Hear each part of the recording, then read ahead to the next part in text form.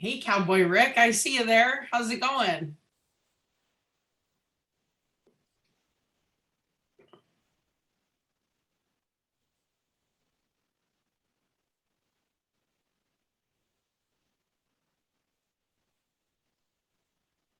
Awesome. So while people file in, we'll just go through a few quick housekeeping topics before we get started with this session.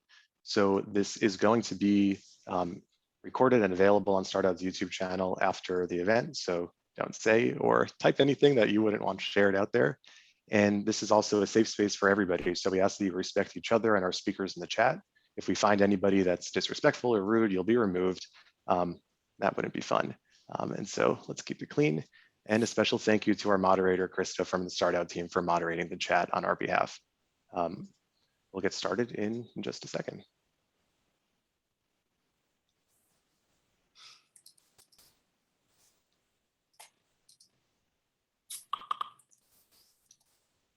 Awesome. All right. My name is Max Kahn, and I currently lead growth initiatives for SAP Startup Accelerator called SAP IO Foundries.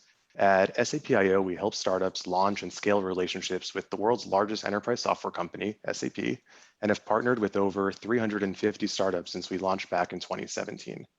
We are huge believers and practice that diversity yields better innovation, and are proud that nearly 50% of the startups we work with are founded or led by a female or underrepresented founder. And in North America, that's actually 79%, which is pretty unique for the tech world. Every day, I get to meet with founders that are looking to scale their business, and we all know that pitching is one of the most important parts of launching and scaling your business. Over the next 45 minutes, we're going to dive into how to maintain your authentic self during every step of your growth journey, what investors look for in a pitch, and learn some best practices from founders who have experienced this firsthand. I encourage you to participate in the chat and engage with us during the Q&A session at the end. Today, I'm joined by three really special guests, and I'm super excited to have conversation with them. I'm going to let them introduce themselves, and Kelly, I'll have you go first. Sure. Hi, thank you. So I'm excited to be here. I'm Kelly McDonald. I'm currently the Chief Product Officer and co-founder of a company called Scipio. And Scipio actually acquired recently my former company, Kindu, where I was the founder and CEO. That would happen last month. And I have been in the tech space now for almost 2 decades, which is like crazy when you think about that at all. And in executive leadership at more than 5 startups at this point. So excited to share my experiences. And I love early stage from day 1 all the way through Series C. I can give advice. So hit me up if you need it. Awesome, and congrats on the exit. It's super exciting. AJ, do you want to go next? Sure. Hi, everyone. I'm AJ DeLeon. I'm the CEO of Innovare Social Innovation Partners, an education technology headquartered in Chicago, technology company headquartered in Chicago. And we empower leaders with the only data and strategic planning app they need to impact the people that they serve. I was formerly a high school teacher, worked in post-secondary and data strategy in Chicago Public Schools, and then went on to work for the Gates Foundation, and then started my company because I believe that there is a need for leaders who are proximal to the problems that they are trying to solve to actually lead and found companies so that we can actually impact the people that look like us, right? And so I truly believe that, we need to have more leaders that stem from the communities that we're trying to impact, especially in tech. And recently my company received a $3 million seed investment from diverse founders. And I'm proud to be one of those few 3%ers who have gotten money, but I think we're not the exception. We should be the norm. And I'm here to hopefully help you all help me disrupt that, awful statistic.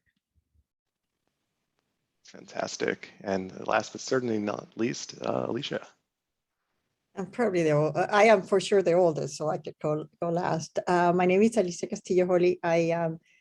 I'm very global. I lived in 9 countries. I grew up in Venezuela. I started, I think, 18 companies and 5 nonprofits. I've been investing as an angel for almost 30 years. I now run an investment club. It's called Wealth in VC. I'm going to put it in the chat. And we fill rounds. So whenever a company needs or a founder needs to fill a round, we come in and we wrap it up so they can go and continue to work. I also started a training program called Women Get Funded. I have a PhD in finance, so I know the funding system the whole way, from being an operator and seeking funds to running a VC fund to being an angel investor, now a later stage investor. I'm very, very pro equality and inclusion. So we have a very strong thesis in our website. And I can talk about seeking money and giving money and studying how people do that too. Thank you. Thank you so much for inviting me and for being here. Of course, thank you. And since we have you unmuted already, we'll start with our first question for you, Alicia. So as an investor, can you share some things that you're looking for a founder to exhibit in a pitch beyond the product itself? Yes, so what I look for is the passion, because I know that as a founder myself, that there's so many times where you're going to question, am I going to be able to make it? And it's not resilience, it's really to be passionate about it. So you find a way.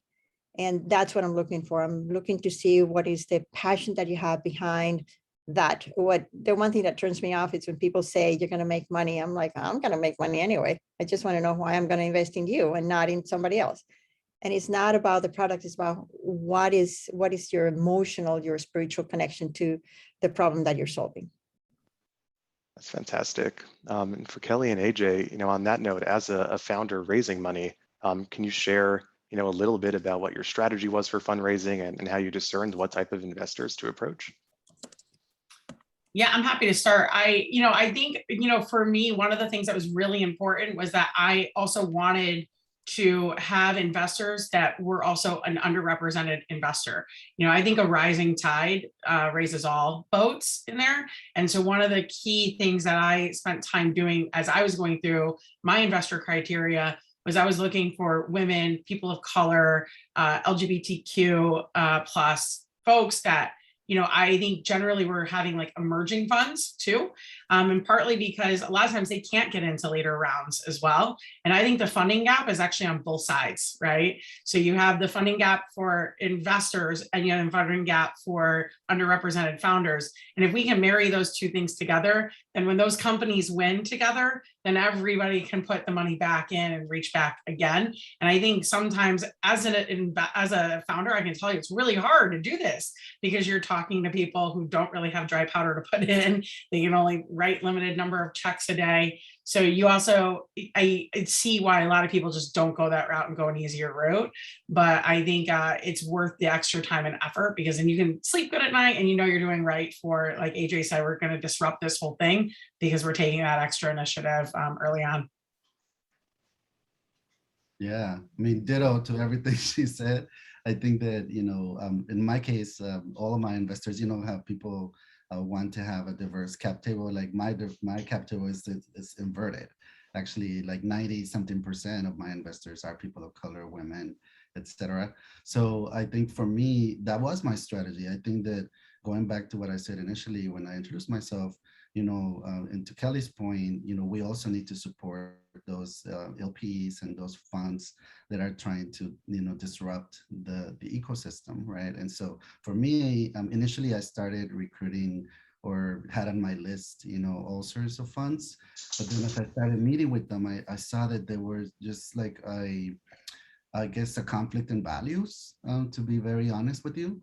In terms of like even the way that I was like treated during the calls and how I was like constantly interrupted, how I was sort of almost made to prove myself again, and repeat myself or explain or educate the VCs, and so I actually spoke with some of my peers who are cisgender white men, and they were able to tell me, what, AJ, like this is just not gonna work. Like you just need to literally like close the door on some of those people, and I was like, I don't know, that's not necessarily my strategy. I want to be more relationship driven and build a long-term relationship with some of these folks. And he was like, no, you just have to like know that this game is very interesting. And, so I was actually able to mix a lot of advice that I got from different types of peers, and just do it my way, right? Which was what we're talking about here, just being authentic. So literally when I was in a call and I just felt offended, or I felt like somebody was trying to question my ability to lead my company or things like that,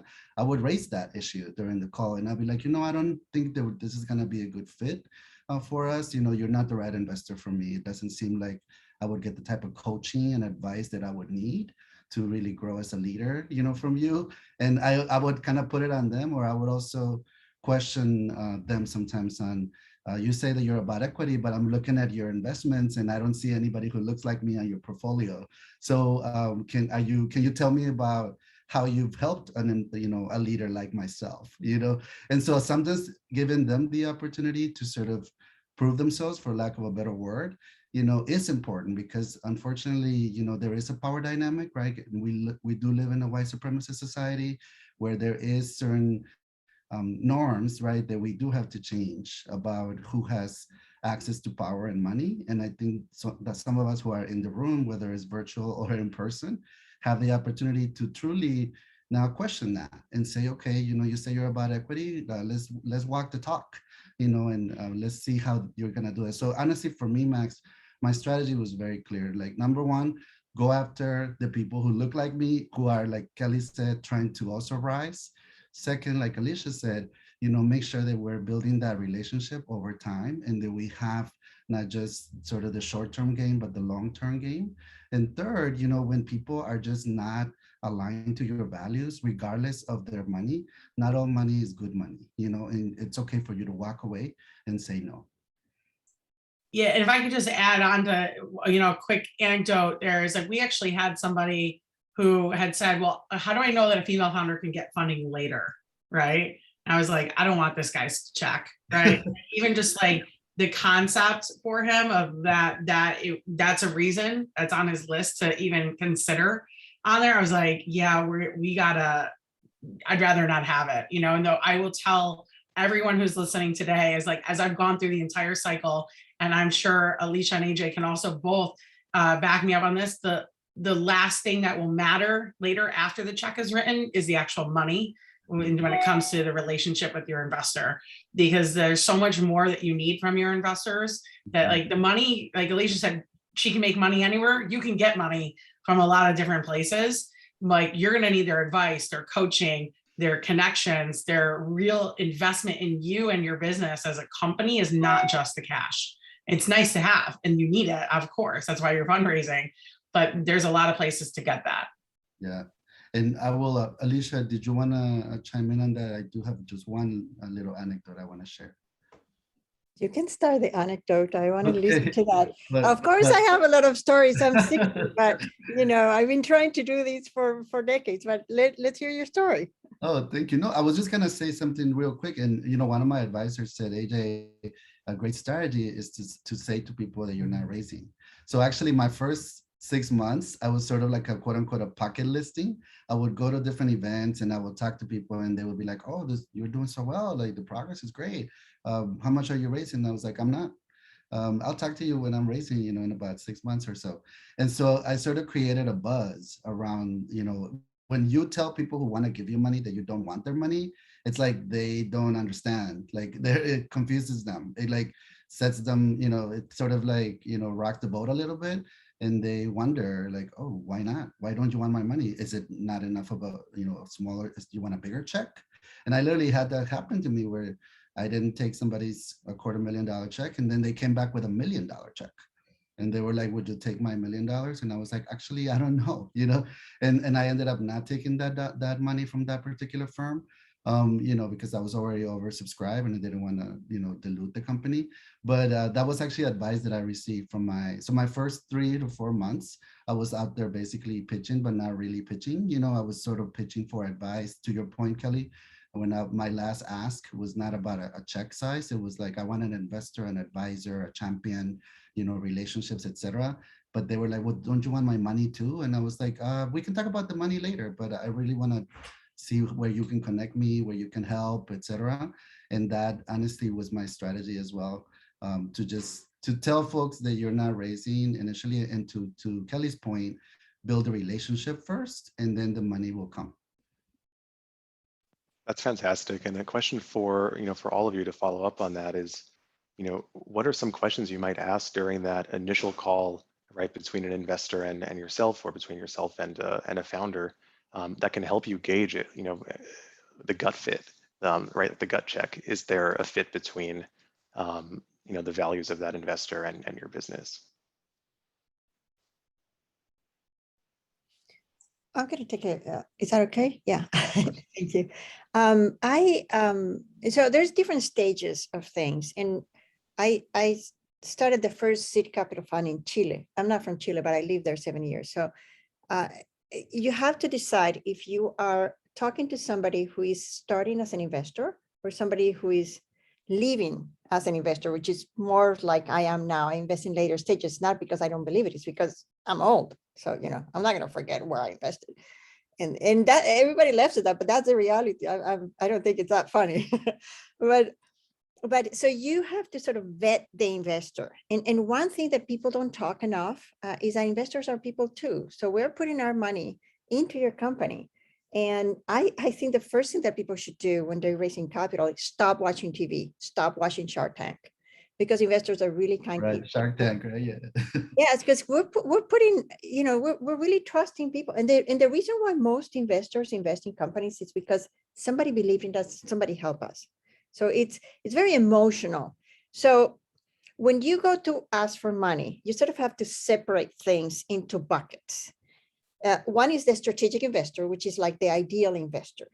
I don't recommend people to go and talk to the ideal investor on the first go, because you need to, especially if you haven't done it before, you need to feel comfortable about it. So talk to somebody that you don't care if they're going to say no, just to practice.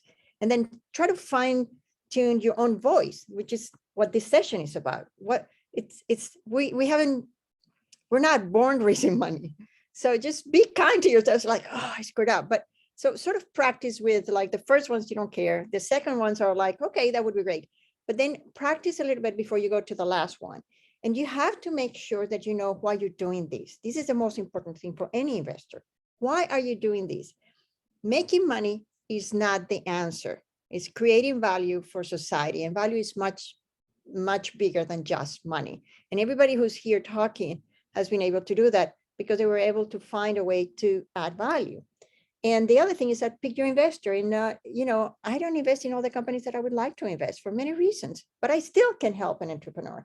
So just sort of removing the judgment from whether you're worthy or not, because somebody said you're investable or not. That's very important for your sanity, your mental health.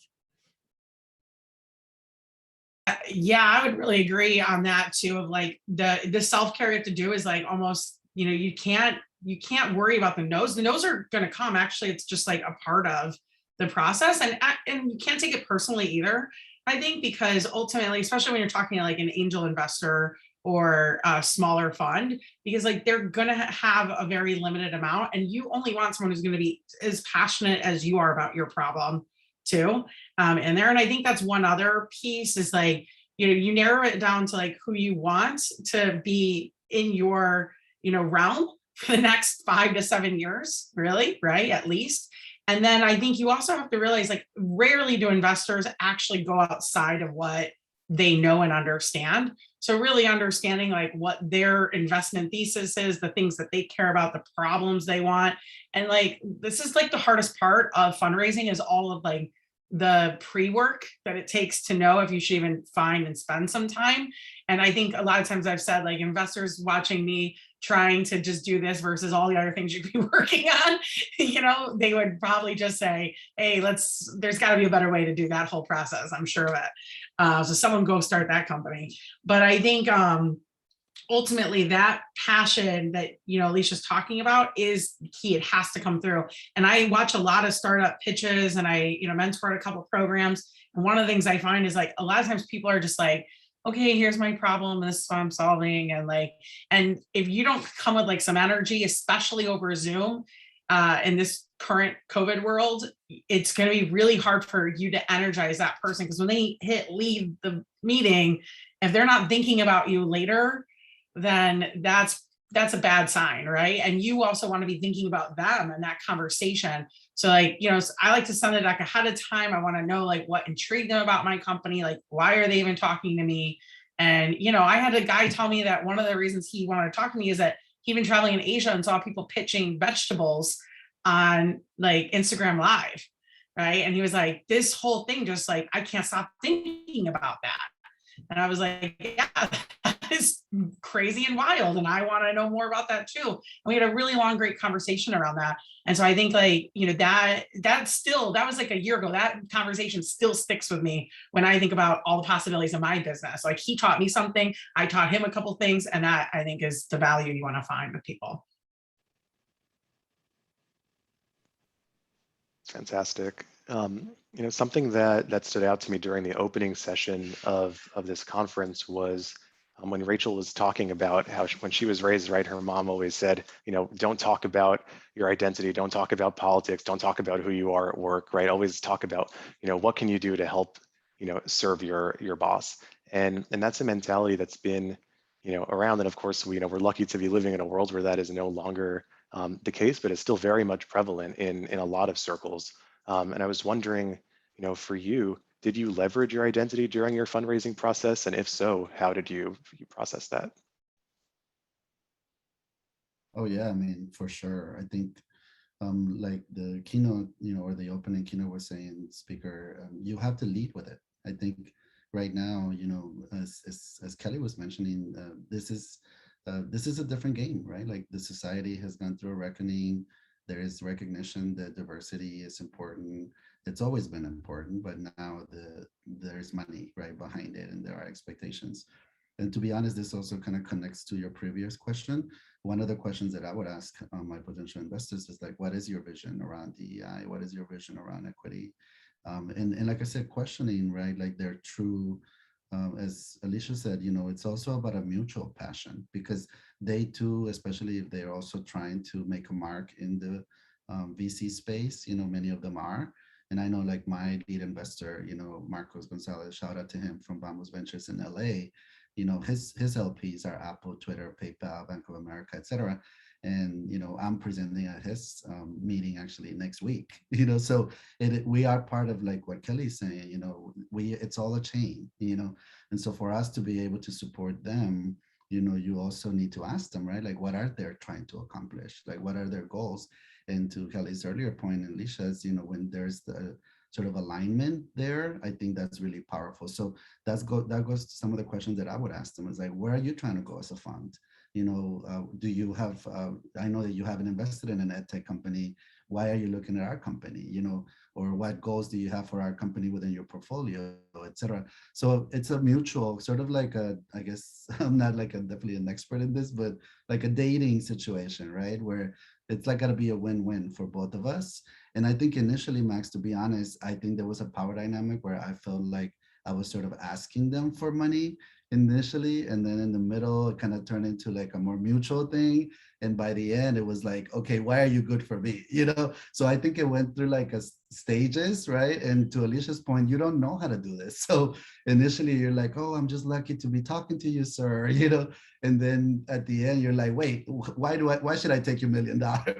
So I think for me it went through that full circle. And I gotta say, by the way, and let me make this clear to everyone on this call, if you need any help to connect with any of my investors, you can look for my press release out there, and I'm happy to make a connection with anybody, to anybody here, because I think that's something that's lacking as well. We as LGBT leaders have not given ourselves the platform and the social capital and the power that I think we have to actually lead in this process, because we are, I believe, are true, you know, ambassadors of what diversity really means, like the full concept of diversity, not just racial equity, but equity across the board, you know.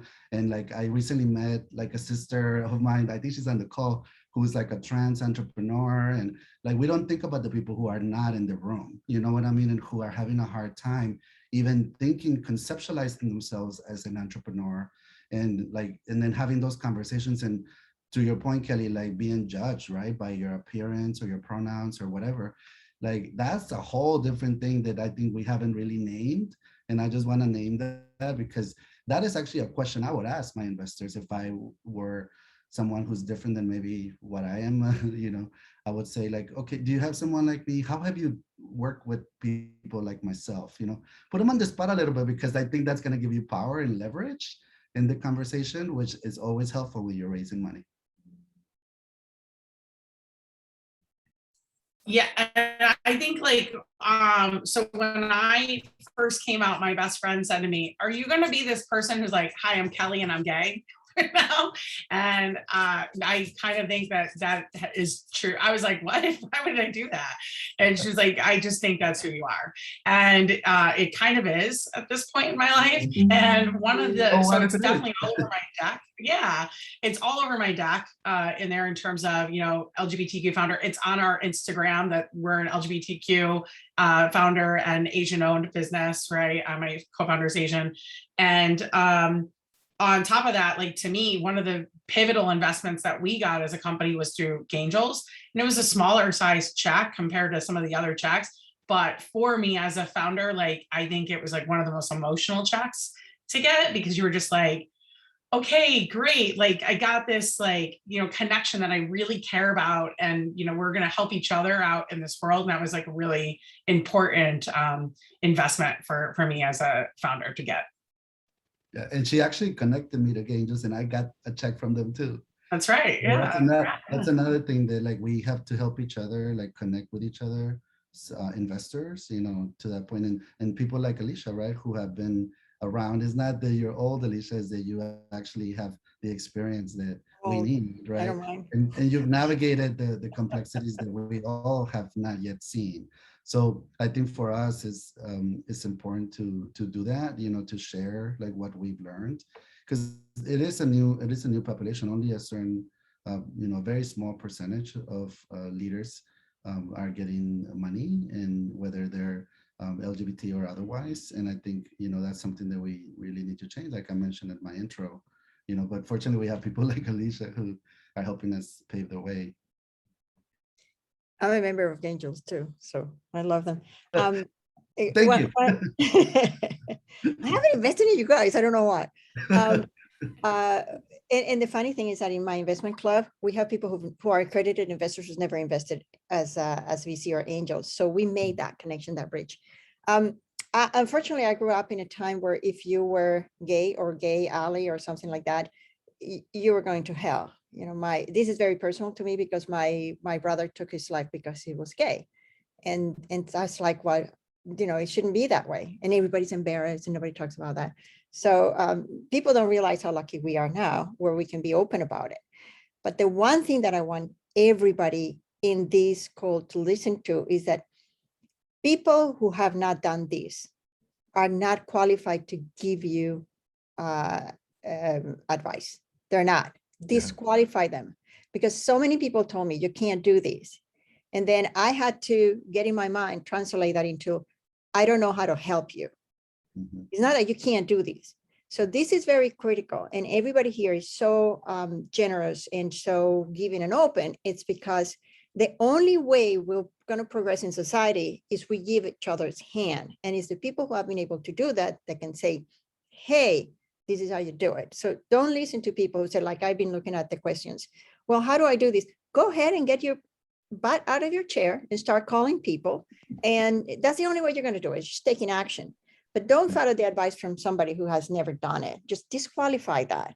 You're not going to be discriminated against because you're gay, because you're fat, because you're old, because you're Black, because you're Muslim, because you're disabled, because you're blind. That's not going to happen. There's enough investors there that don't care, and they would actually give you a hand because they believe in you. Find those people, disqualify the other thing. So that's really, really important. And then join StartOut, because this is a very healthy community. And I wish I had it when I was raising funds. And people would say, well, why don't you stick to your kids? Why do you, find a husband? Or, just don't break the paradigm. And I'm like, well, it's like, that's not what I want to do. But they were trying to tell me, save yourself. And that's not what I wanted to listen. And so you also have an active role to play in society and to come up. Like Kelly said, it's not that I'm going to go, hi, I'm the gay person.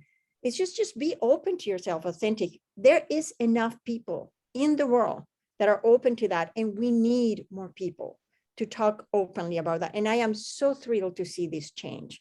This is so, so emotional for me. So I encourage every single one of you to just be that agent of change. Thanks, Alicia. And I think back to 2019 when we launched our pledge to having, at that time, 40% of our portfolio with underrepresented founders. And people came back and were like, they don't exist. There's not enough founders in tech that are underrepresented. You're limiting yourselves. Your fund is going to crash. And we took the approach of it's not that they don't exist, it's that you don't know how to find them, right? Exactly. And for me, the most successful founders are the ones that took the initiative to reach out and find us. And for me, my response, right, is not a, I can't help you. It's a thank you for finding me, right? And for the honor as the investor to be able to talk to you, because finding founders is one of the hardest parts, of the role, especially in countries outside of the U.S. where there's a lot less data on those companies, right? So finding an LGBT founder in Paris is a little bit of a different challenge than doing it in the Valley, but taking that first step, reaching out to the investors, and and if doors close, they're going to close. But odds are you're going to find a lot more that open for you. And the only way that you're going to find them is by by knocking. Before we dive into some of the questions coming through in the chat, I wanted to open it up to each one of you for one piece of advice that you might want to offer to founders on this call. I'll start. I think I used to say, I've been in phone sales for 100 years, right? And one thing that I used to tell the people I would train that I think is really applicable to founders is that you have to love no, like a gambler likes to lose money, right? Like, because gamblers don't like to win. The rush is actually when they lose, right? And so when you get excited that someone told you no, like, that's great, move on. It's one closer to a yes. And that's the thing. Gamblers know every time they lose, eventually they're going to hit, right?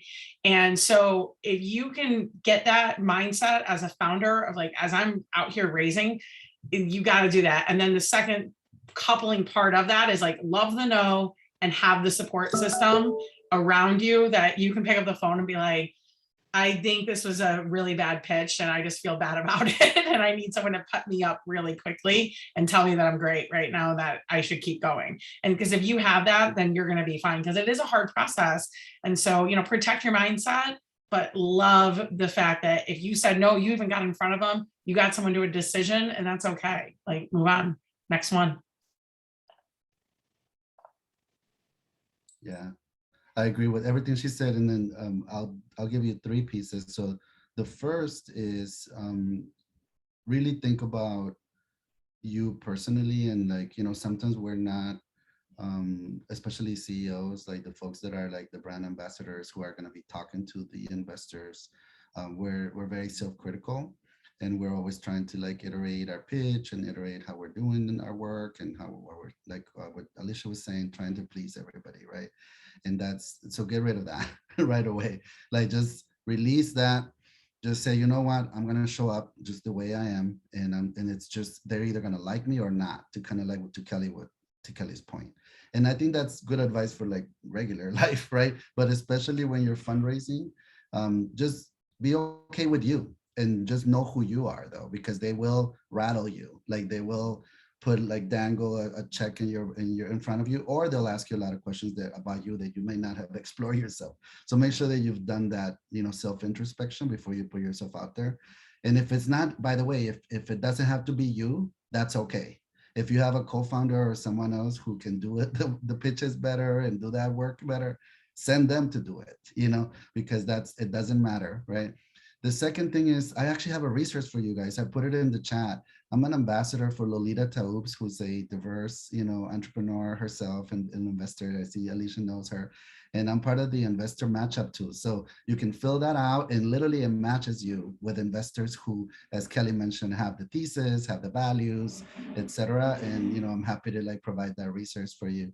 And third, like I said, reach out to the 3 of us. We are here. Now you know someone, and like Alicia said, you can act. We're real people. We're on LinkedIn. We have websites, Instagrams, all that other stuff.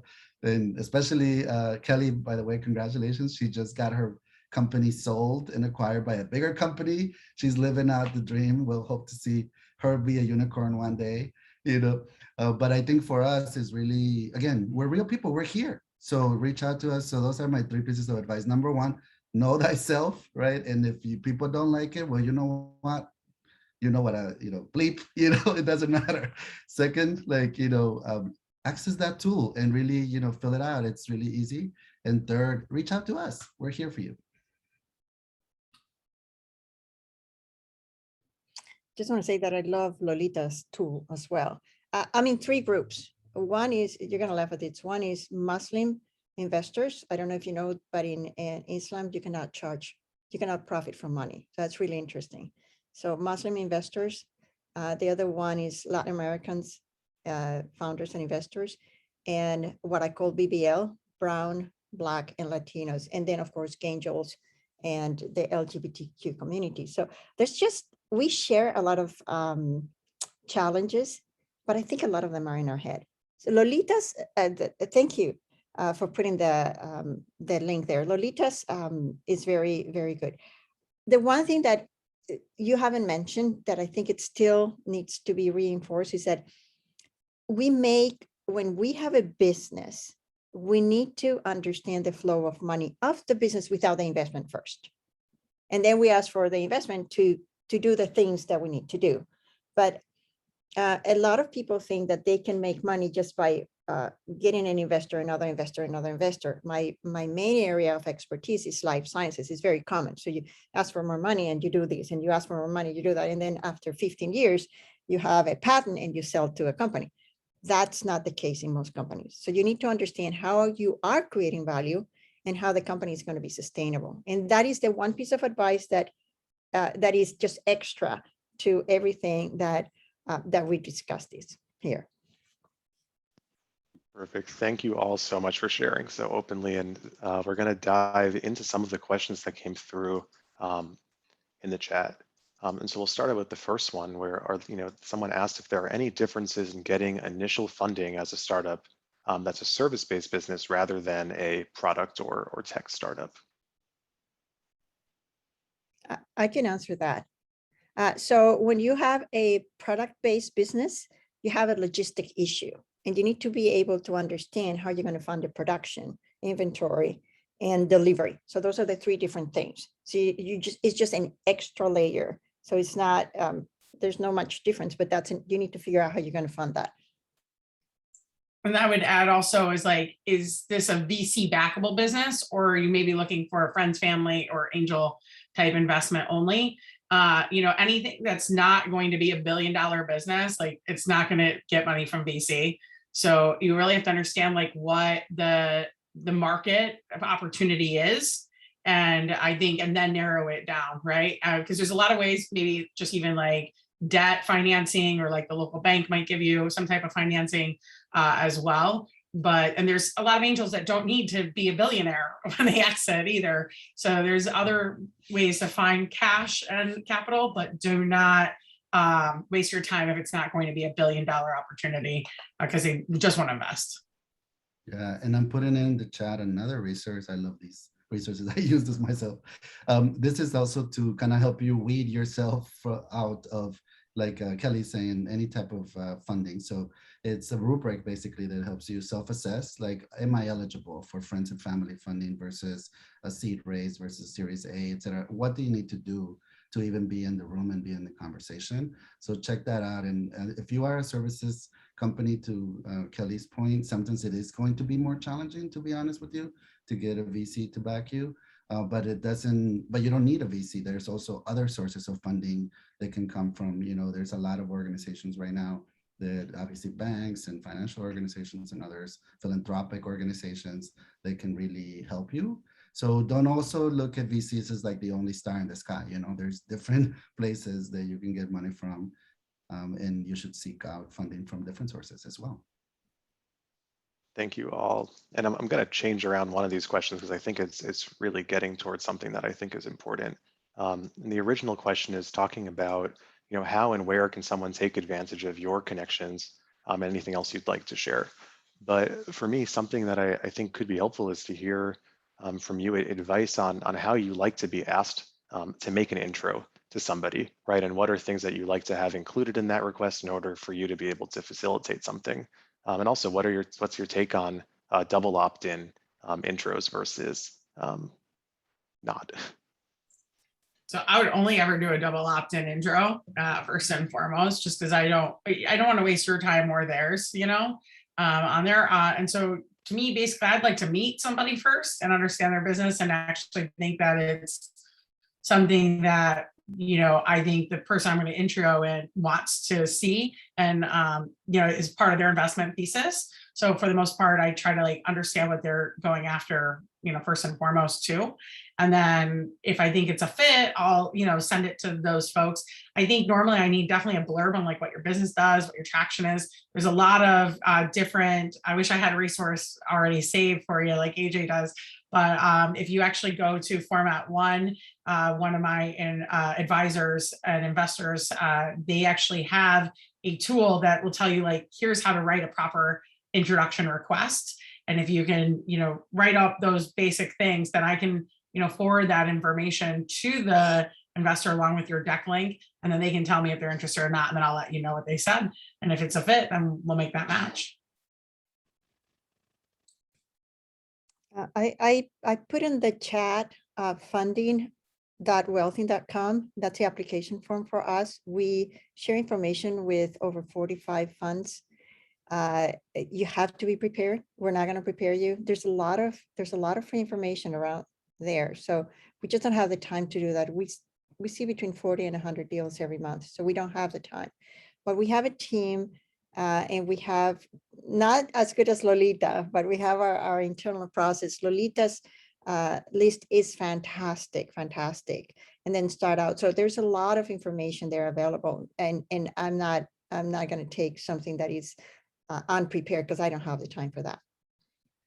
Yeah, and for me, I think I actually make time in my schedule, specifically Wednesday afternoons, to meet with other entrepreneurs, because I believe that in order for me to, like Alicia said, for us to change the game, I have to empower others, and because there's going to be a win-win eventually.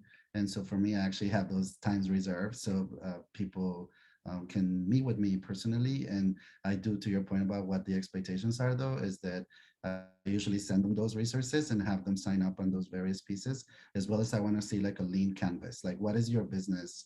What does it look like? Who are your strategic partners? All of that. Because to Kelly's point, if it's not a business that will likely get an investment, then I just don't think it's going to be even worth your time to go through all that drama, and instead I direct you to other partners that I have in the philanthropic space. Remember, I worked at Gates and all these other places.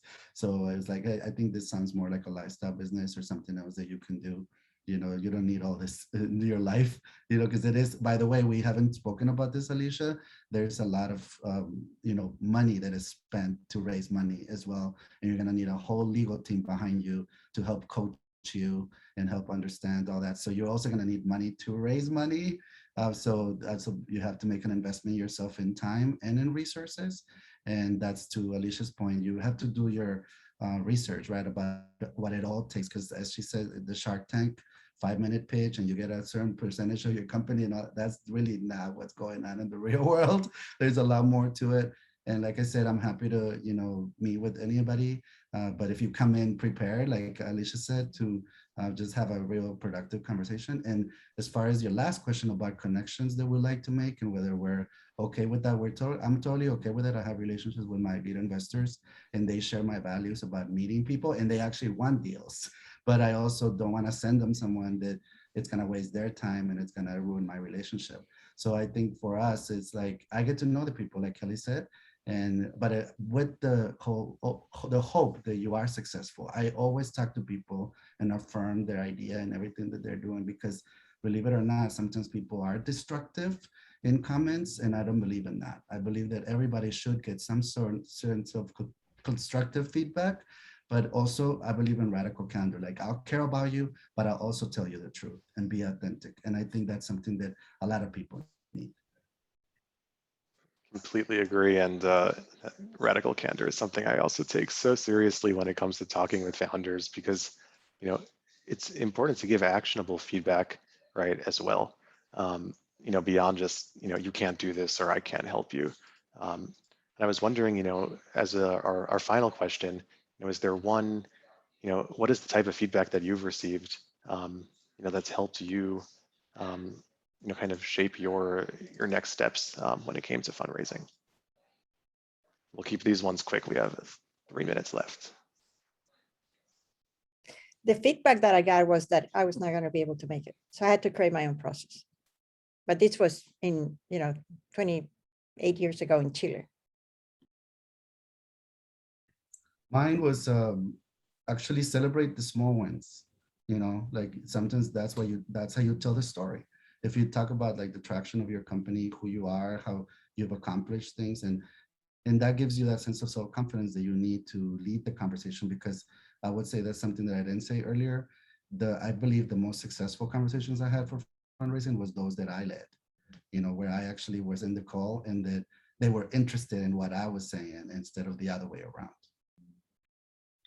Yeah, so Alicia, first of all, I used to live in Santiago, so we'll have to connect on that at some point too. But yeah, the actual best advice I think was to lead with a hook and think about the fact that every 5 seconds buys another 5 seconds, right, of the conversation. So when you're pitching and you're talking about this, like really be thinking about what are they taking away out of this, and does this slide excite them and make them want to move forward? And someone else said to me, a lot of VCs, when they're looking at your pitch, they're doing it on a Friday night with a glass of wine and they're going through 30 decks. Like, what makes them stop and look at your slides? And if they're in your space, they're seeing a lot of the same types of decks, right? So how are you going to stand out from the crowd? Totally. I love it. I want to thank all of you again so much for sharing so openly, and for everybody for joining this session. I encourage everybody to go back into the Philo platform so you're able to continue networking with the sponsors and hop into your upcoming session that will start in a few minutes. Thank you so much. Thanks so much. Thank you, everyone.